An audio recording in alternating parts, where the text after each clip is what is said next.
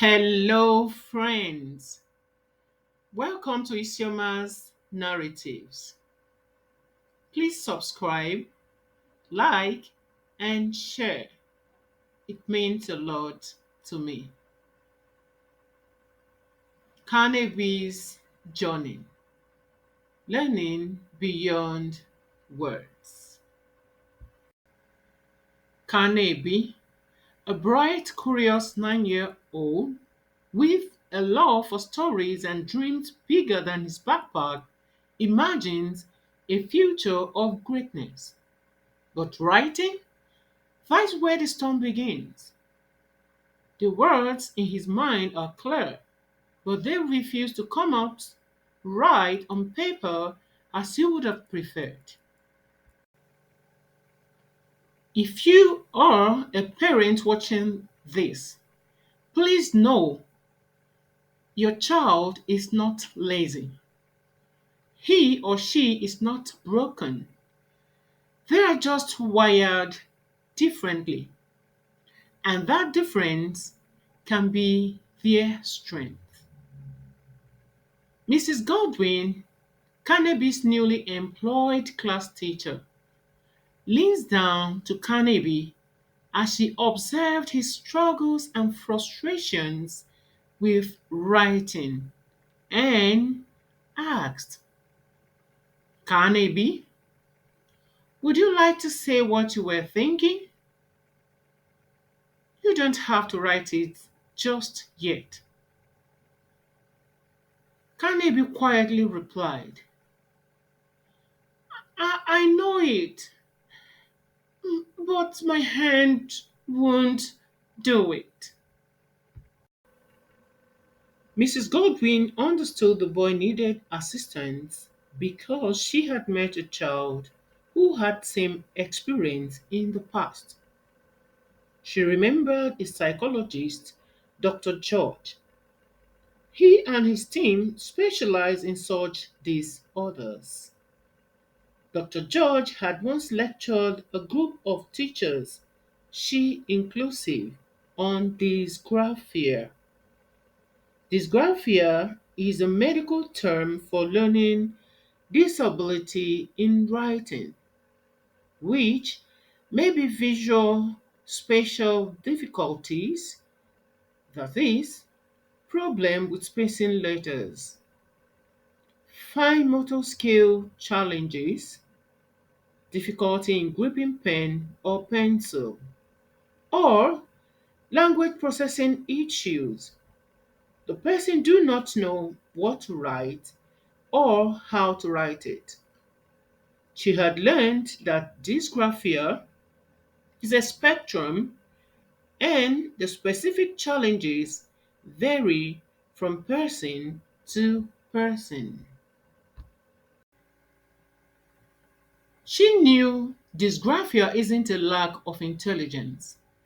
It's a challenge with how the brain handles writing. The first step, a heart that listens, a teacher who sees, a parent who believes. She thought of seeking help and finding hope for her student, Carnaby. So she met his parents after class. I'd like to recommend Dr. George, she said, a psychologist to help Carnaby bloom. To the parents, asking for help is not weakness, it's wisdom. Your courage to understand your child opens the door to their success. Dr. George's gentle wisdom was applied through his therapy sessions with Carnaby. It was quite interesting. Carnaby smiled as he played memory and speech games with him. Dr. George said, he doesn't need to be fixed. He needs tools to thrive. To every child watching, your handwriting doesn't define your intelligence. You are smart, capable, and full of potential. Never let the struggle steal your sparkle.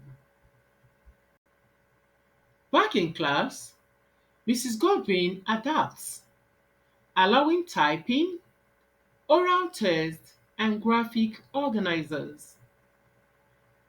We all learn differently, and that is okay, she reminds the class.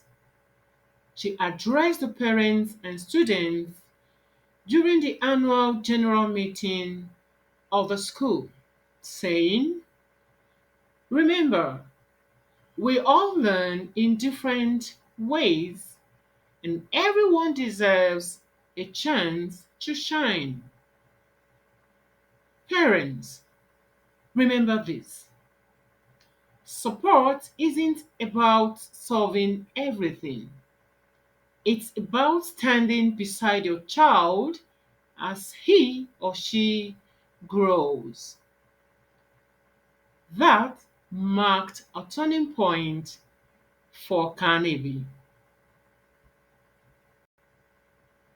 Encouraged by his teacher and parents, Carnegie wrote his first story using voice to text. He excitedly read this story to his parents. It's about a rocket powered by imagination. Sometimes all the child needs is permission to be his or herself. To every child with dysgraphia, you don't need to write like everyone else to succeed.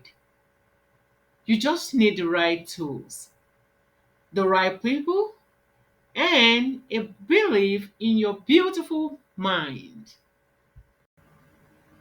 Now, Carnegie tutors other students, always smiling with confidence at his teacher in appreciation. Carnegie's story is proof that with patience, creativity, and compassion, learning differences can become learning superpowers. As quoted by Temple Grandin, different is not less. To parents, keep advocating, keep encouraging, keep loving. To children, your journey may be different, but it is just as bright. To teachers, you have the power to change a life with patience and belief.